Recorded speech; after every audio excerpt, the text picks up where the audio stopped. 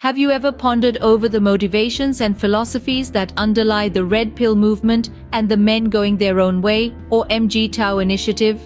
These aren't just passing fads or trends, they are contemporary social phenomena that have captured the public's attention and provoked widespread discussion. They've become prominent features of societal conversations, changing the landscape of discourse on masculinity, gender dynamics, and the roles that men play in today's society. Let's first examine the origins of these movements. The Red Pill movement, as many know, derives its name from a popular culture reference. The term Red Pill was born from an iconic scene in the groundbreaking 1999 film, The Matrix.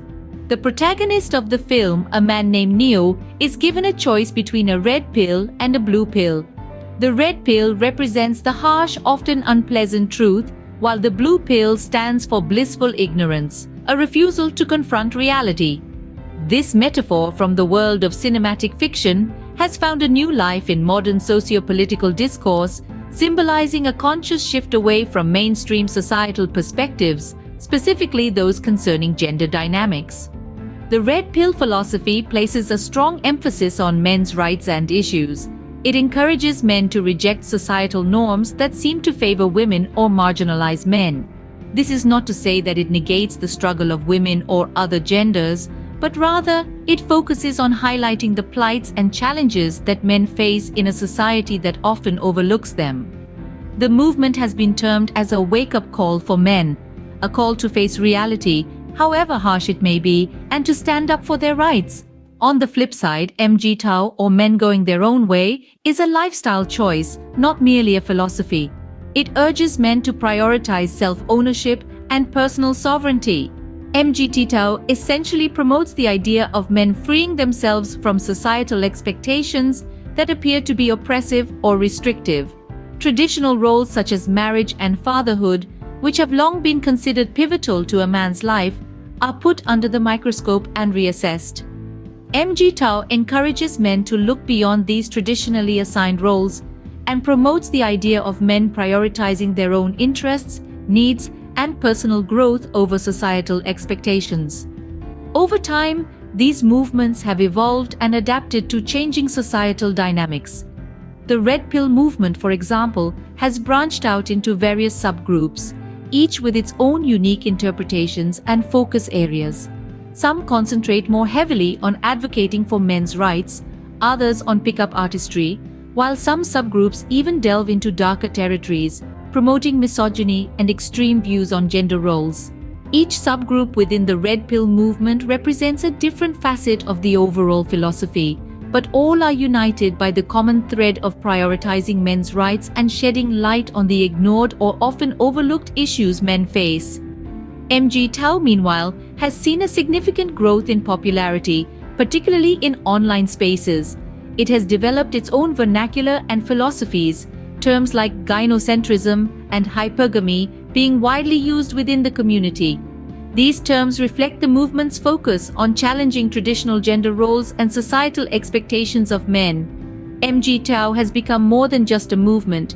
It has become a community, a support system for men who feel marginalized or ignored by mainstream society.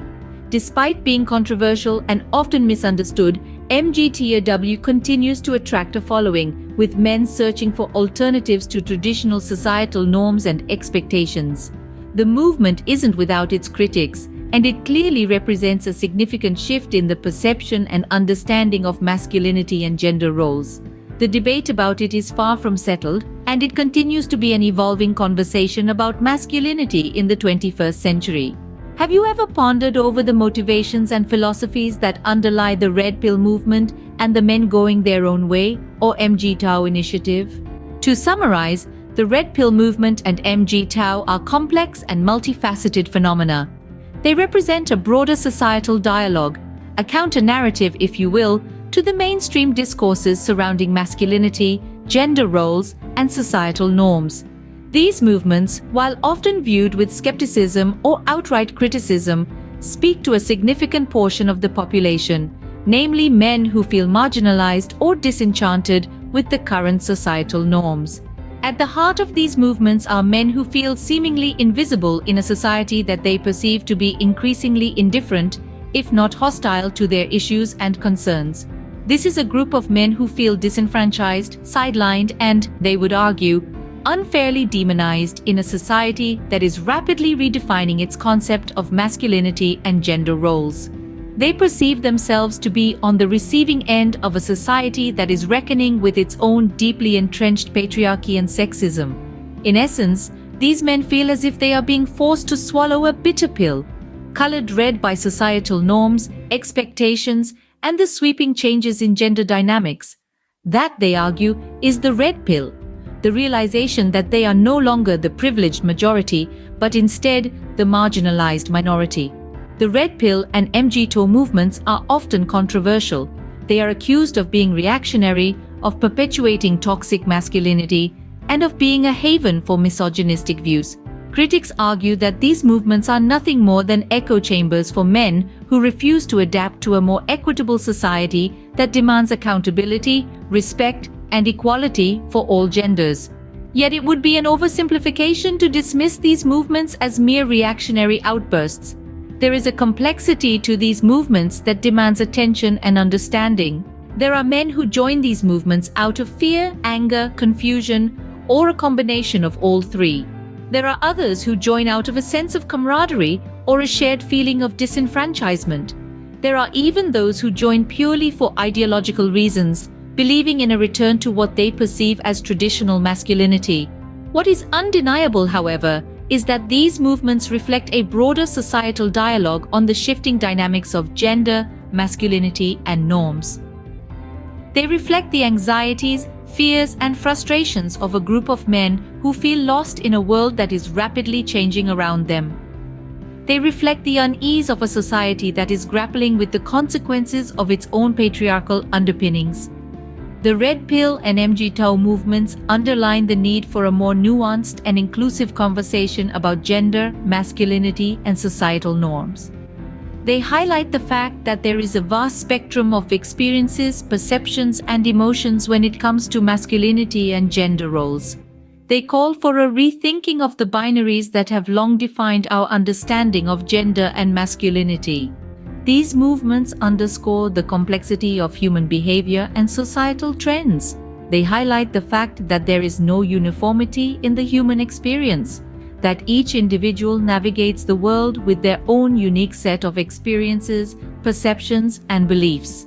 It is this complexity, this individuality, that is often overlooked in the larger societal conversations about gender and masculinity.